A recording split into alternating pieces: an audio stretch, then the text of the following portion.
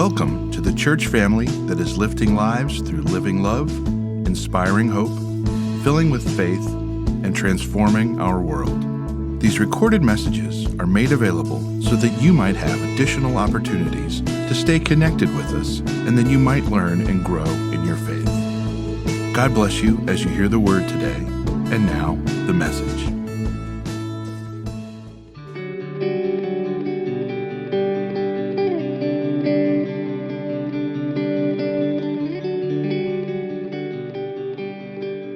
My name is Abby Pay. Believe it or not, Dave Williamson is my uncle. So I love watching from Pittsburgh, PA, and I watch every single weekend. It feels like home for me, and today I will be reading from chapter 1 of Genesis. Then God looked over all he had made, and he saw that it was very good. And evening passed, and morning came, marking the sixth day. So the creation of the heavens and the earth and everything in them was completed. On the seventh day, God had finished the work of creation, so he rested from all his work. And God blessed the seventh day and declared it holy, because it was a day when he rested from all his work of creation. This is the account of the creation of the heavens and the earth. May God bless us as we listen to his word. So that's one of the blessings of this COVID season and doing church by online is that people from all over the country can watch, and my niece, Abby, who lives in Pittsburgh, follows every single week. And so I just want to say real quickly, Abby, you did a great job reading scripture. She was so nervous about it. Great job, Abby. So, we can give a round of applause for her. That's for you, Abby. So when we started this series on time, Laura Bruckman, that Pastor Perry mentioned just a moment ago, came to me and she said, my husband, Brad, has a joke that you have to tell. And I was like, okay. So this felt like the week where we need to tell it. So a man is having a conversation with God. He says, God, I read somewhere in the Bible that to you, like a day is like 1,000 years. Is this really true? And God says, yes, days, weeks, months, years, centuries, millennia, it's all the same to me. And the man kind of says, well, what I was wondering is, does the same apply to money? Is like a penny like $1 million to you? And God says, yeah, pennies, nickels, dimes, dollars, gold, silver, it's all the same. It doesn't matter. And so the man feels emboldened and he says, well then, if it doesn't really matter to you, can I have $1 million? And God said, sure, I'll get back to you in a day or two. I didn't know if anyone would laugh at it. That's one of those, I probably should have cued you guys. You could have done the ba-dum-tsh. My daughter somewhere is rolling her eyes and going like #dag jokes. But anyways, I like that little joke. And I just tell it at this moment. The reason I say it's appropriate for this Sunday is we're going to talk about the creation story.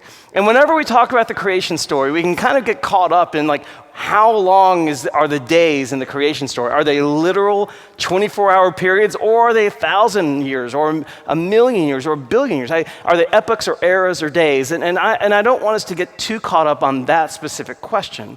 Instead, I kind of want to look at the story, and I want to look at what it's saying about what God does with time. And let's just kind of make this first affirmation, and we've said this before in the series, that God creates time. We normally read this story and we think it's about, all the other things God creates. Animals and land and sea and sun and moon and stars. Like that's what God creates. But God also creates time. Before this moment, it didn't exist. And just as it is with all creation, God creates time as a platform to share his love and grace with us. That's what creation is about. It's God sharing his love and grace with us, and that is the exact same thing with time. So the first thing God does is God creates time, but then, just as with creation, the next thing he does is he orders time. We talked about this the first week when we kicked off this series, how a lot of us just feel stuck in this endless Groundhog Day loop, right? Like we need order to our time, and God orders time for us. He breaks it into units for starters. He says, there's evening and morning, the first day. He sets the rotation of the earth for a certain amount of time, and in that rotation gives us evening and morning, and that's a day. And then he takes the 7 days and he orders them into a week. If you want to know where the concept of the week comes from, it's not from any rotation or revolution of the earth. It's from this story. This is the story why we, as in our modern day culture, break time into units of weeks. And so what's the ordering principle that God uses to order time? The ordering principle is rest. Every day, evening and morning, time for rest. And then knowing every week we need a day again to rest. And then later on when he orders time for the Israelites, he even says every 7 years I command you not to work, not to plant, not to plow, because not only you but the creation needs time to rest. You see, God rests on the seventh day, not because God is tired from all the work of creation. God doesn't run out of energy. God rests in order to enjoy the fruits of creation and also to set an example for us, because God knows that without rest, the goodness of creation will not be sustained. Rest is essential for us to both savor and sustain the goodness of creation. Now, the problem that sets up for us is that in our culture, we are not very good when it comes to rest. It doesn't matter what age you are, we are always on the go. 1930, there was a famous article published, and I think it was I'm not sure what it was published in, but anyways, famous article published by John Maynard Keynes. Keynes is known as the father of Keynesian economics, one of the greatest economists of the 20th century. I figure when you ever have a whole branch of economics named after you, you're a pretty big deal, right? And so Keynes in 1930 wrote an article. And in this article, he kind of surveyed the growth and the rapid industrialization of the country and the path we're on. And he made this bold prediction. He says, in the next century, the American worker is going to increase his productivity by 800% per capita over the next century. But then after this bold prediction he makes, then he wrestles with the problem. He says, for him, the problem that absorbed him was the question of what are we going to do once our productivity increases by 800%? What are we going to do with all our extra time? Is our work week, for him in that time, the standard work week was 54 hours. He predicted it would go down to as few as 16 hours.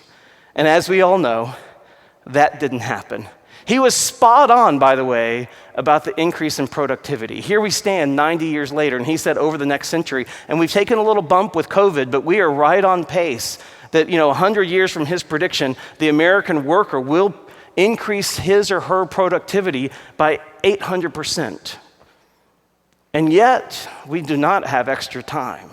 The work week went, for the next couple decades, from 1930 to 1950, went from 54 weeks down to 40 hours a week. But then it kind of hovered around 40 hours a week, and it's even starting to tick back up. A recent study of a Fortune 500 company found that over the last 2 decades, despite family-friendly policies in place, the average American worker has increased the amount of time they're working by 164 hours per year. And they've decreased the amount of vacation they're taking by 14% over the last 2 decades. Another study was done, and it just simply asked people, gave them a choice. If you had a choice between extra salary, $10,000, or having extra time, either in the weekly work week or extra vacation time, which would you choose? The majority of people did not choose time. What do we choose? Money, because that's more tangible. We need it. All this reminds me of a quote by children's author Ronald Dahl. The quote goes like this. He says, "We have so much time and so little to do. No, strike that and reverse it." I mean, that's what Keynes was worried about, right? That we would have so much time and so little to do. But we as a culture have stricken that out and reversed it. We have so much to do and so little time. And this is not the way God ordered time at the beginning of creation. And it has consequences for us that when we don't have time to rest, we lose the goodness of creation. We lose the ability ourselves to enjoy and appreciate because we're always on the run. And then because we don't enjoy and appreciate, we don't safeguard and protect the goodness of creation the way we should. And when we do this, we lose something of God's image in us. Because we are called to be co-creators, stewards and preservers of creation. And when we lose that, we lose something essential. Years ago, I had a conversation with a friend of mine in ministry. We were both serving at high membership churches where there was also a really fast pace to life and work. And both of us were just kind of commiserating about how tired and stressed out we were. And I remember my friend kind of looked up at me and he said, sometimes I spend so much time being productive, I don't have any time to be creative. And that resonated with me. It so happened this friend was a musician. And so not having any time to be creative, to express that creativity, he was confessing to me that I've lost something essential to myself. And yet as I listened to it, I thought, so have I. Because I could have said the exact same sentence. And when I talk about being creative, I'm not talking about just, painting or, crafting or any of those kinds. Being creative is about bringing something good and fruitful into the world. It's addressing the problems of our time. It's being alive. And if we spend so much time being productive that we have no time to be creative, if that gets squeezed out, we lose something important. And so the answer to this time, or to this problem, how do we recover the goodness? How do we recover ourselves? The answer is Sabbath. Sabbath. And when I talk about Sabbath, I'm not just talking about one day a week when we don't work or go to church or anything like that. I'm talking about something bigger. And one of the best books I've ever read on Sabbath is from Wayne Muller. It's called Restoring the Sacred Rhythm of Rest. Sabbath. And the way he defines Sabbath, he says, Sabbath time is time off the wheel, time off the clock, time when we take our hand from the plow and let God and the earth take care of things while we drink, if only for a few moments, from the fountain of rest and delight. Sabbath is more than just the absence of work. It's not just a day off to catch up on television and errands. It's the presence of something that arises when we consecrate a period of time to listen to that which is deeply beautiful, nourishing, and true. Sabbath is a way of being in time when we remember who we are, remember what we know, and taste the gifts of spirit and eternity. That's what Sabbath is. Now, there's two ways of understanding Sabbath or experiencing Sabbath. One way of understanding Sabbath is Sabbath as the law. After all, it is built right into the 10 Commandments. The fourth commandment, remember the Sabbath and keep it holy. And the problem is when we make Sabbath into law, then that law has to be interpreted, applied, obeyed, or enforced.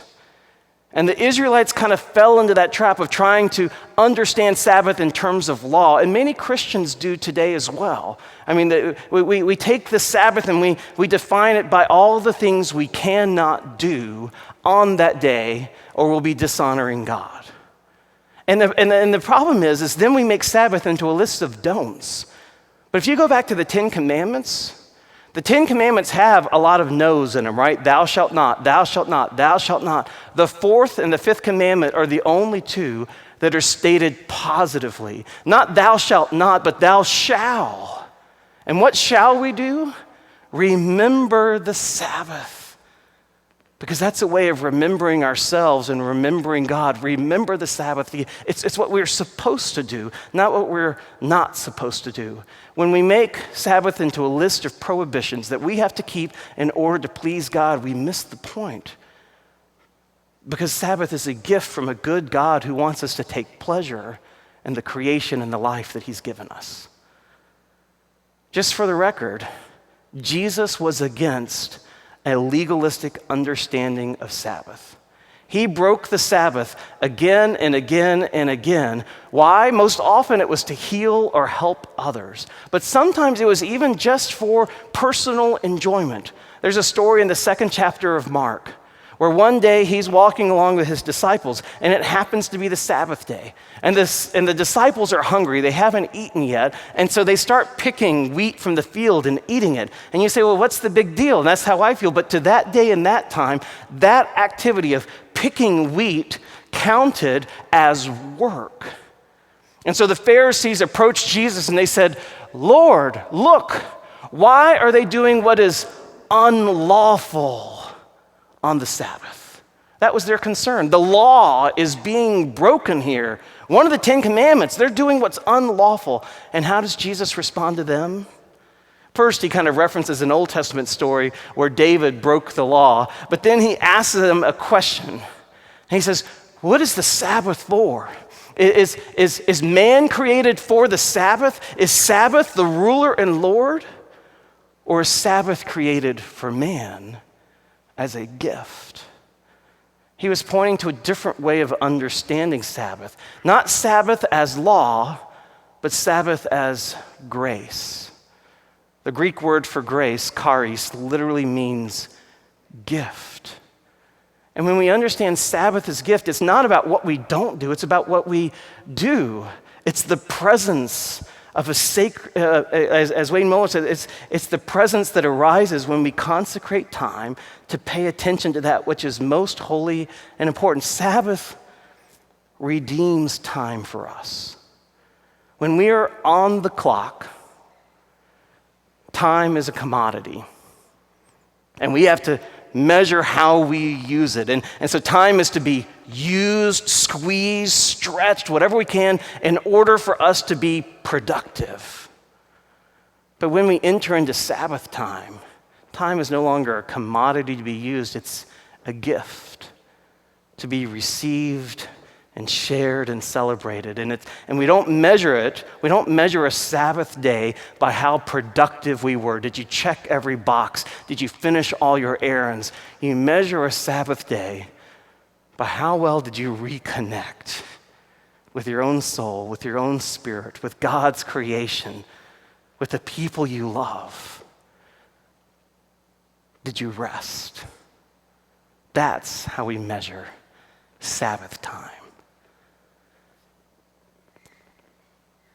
The scope of Scripture, from Genesis to Exodus to Jesus, is that God invites creation to rest as a way of renewing and restoring the goodness within every single one of us.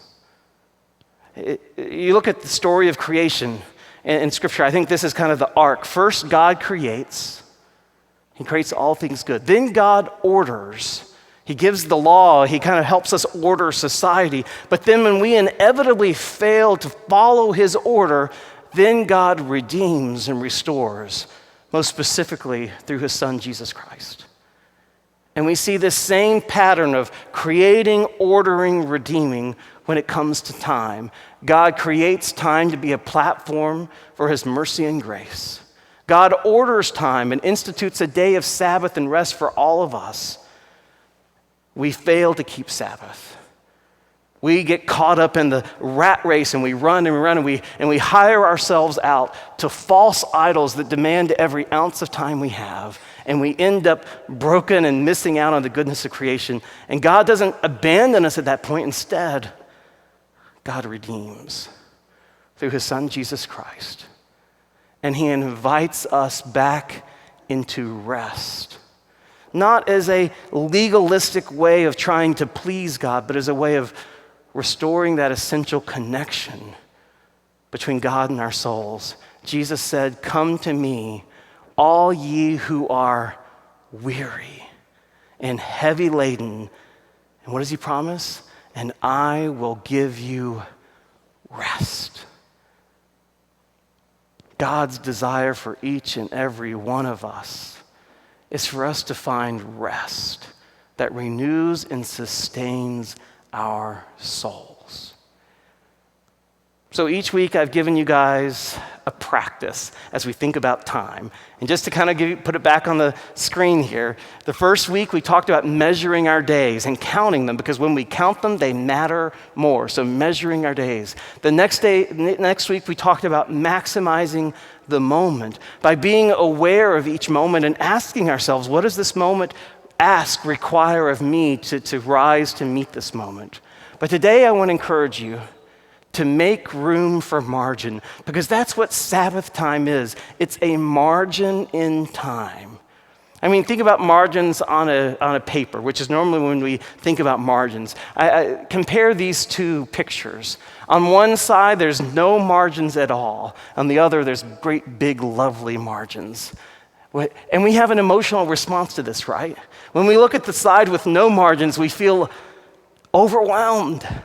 Like the words in there could be all good, but they feel overwhelming because there's no place to rest. There's no place to you don't even know where to focus or start. Whereas on the right-hand side, not only do we get to breathe a little deeper and read a little easier, but we pay more attention to that which is in the center, because there are these great big margins that help us to notice what's really important.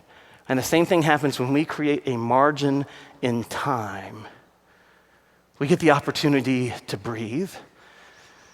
We get the opportunity to rest, and then we are able to pay attention to what really matters in life. The very best things in life grow in the margins that we create. Wayne Muller, to go back to his book, he puts it this way, and I love this. He says, honesty, courage, kindness, civility, wisdom, compassion, all these can only be nourished in the soil of time and attention. They're not commodities that can be bought, sold, or invested. They can't be manufactured or marketed. Our core human values, the deepest and best of who we are, they require the nourishment of time and care. They require margin. And so if you think about how to create a margin, I want to end kind of on a practical note and with some ways that we can create margin. Because a lot of us say, I don't know how to create margin. I got so much to do in so little time. Well, one way to do margin is to take those little timers, those little 2-minute sand timers that we've passed out the first 2 weeks of this series. And I think we still have some more. If you didn't pick up a sand timer, pick up one today and just use that sometimes. I find putting 2 minutes of margin between meetings or between tasks just helps me breathe deep and pray and recenter myself for the next piece of work I have to do. If you just put a little bit of margin, it has a huge impact. But here's some other advice I want to give. First, pay attention to your evenings. If you go back to the creation story, notice how God orders the days. It's evening, then morning. Evening, then morning, which is not how we think about our days. We think there's morning, then evening, right? Like the day begins when I wake up, which means as soon as we wake up, we dive into work and activity, and rest feels like something we can only do after we've checked every box. But that's not how God set up and ordered time. He gave us evening first to rest and reflect, and then to do our work when we are fully stocked up in our souls and our spirits and our bodies. So pay attention to your evenings. Set a time when work is going to end so that you can enter into the rest of evening. And when you do this, it helps because you give yourself permission that you don't have to finish every item on your to-do list. All you have to do is do enough for that day. It's like breathing. You take in enough oxygen for each breath. You do enough for that day, and then enough for the day after, and enough for the day after. And you trust God that He is going to give you what you need each day to do. And you commit it all to His grace and His care. So the first thing I encourage you to do is pay attention to your evenings. And the second kind of goes along with it, which is to pay attention to your meals. Because having a nice meal is a wonderful way to kind of bridge into the evening and that Sabbath time of rest. Pay attention to your meals. We tend to eat on the go a lot of times, and that's not resting. During the COVID time, I've loved that we've taken more time as a family to sit at home and have family meals together. Eventually, though, we got pretty tired of eating the same stuff I only know, honestly, like 4 or 5 great recipes. And then, so we got tired. So we started ordering Blue Apron.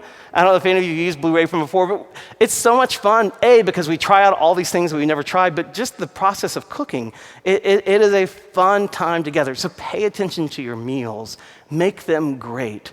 And especially when you sit down to a meal, and this gets me into number 3, put your tech, your phones, your tablets, put them down, because all those devices need Sabbath too. That's actually one of the pieces of advice that Wayne Muller gives in his book. He says, give your tech a Sabbath. He says, pick a screen that's on all the time in your house. It could be a computer, laptop, tablet, whatever it is. He says, and institute a Sabbath. Say, for this period of time, whether it's a few hours or even a whole day, I'm not going to look at the screen. He says, if it's possible, if it's not mounted to the wall, take that screen and put it in a box so it's out of sight, out of mind. It's amazing what happens when we put down the screens and we enjoy the creation around us. It frees us up again. So get rid of screens. 4th, cultivate a hobby. Find something that you just love to do. And don't feel guilty about doing it, whether it's golf or reading or running or art, whatever it is. Do something that you do just for the pure enjoyment of it. Carve out a margin of an hour or 2 and see what that consistent margin does for your spirit. And lastly, celebrate Sabbath with others. Yes, sometimes we need to get alone by ourselves. Jesus certainly did.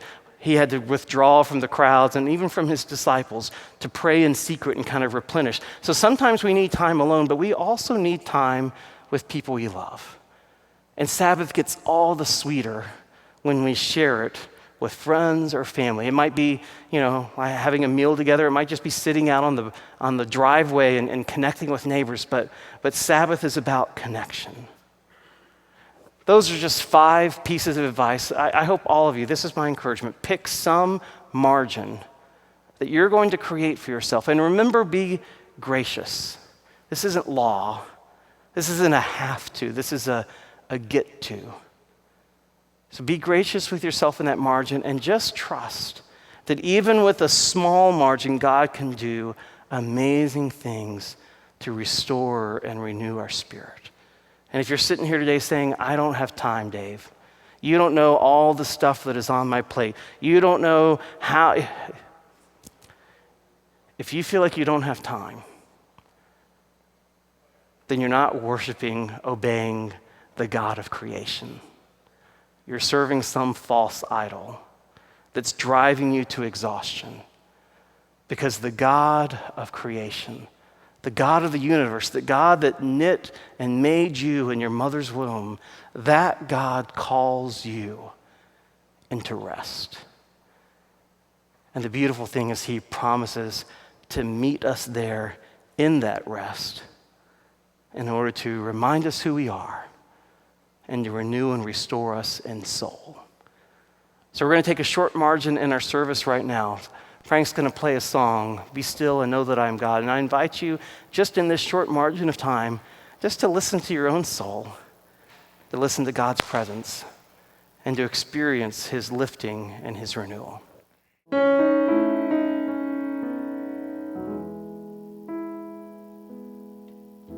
Be still and know that he is God. Be still and know that he is holy.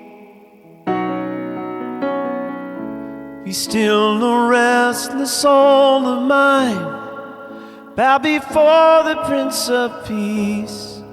Let the noise and clamor cease. Be still and know that he is God. Be still and know that he's faithful. Consider all that he has done. Stand in awe and be amazed. Know that he will never change. Be still.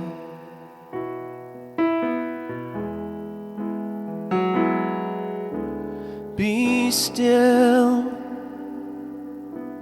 and know that He is God. Be still and know that He is God. Be still and know that He is God. Be still, be speechless. Be still and know that He is God. Be still and know that He's our Father. Come rest your head upon His breast. Listen to the rhythm of His unfailing love, beating for His little ones, calling each of us to overcome. Be still.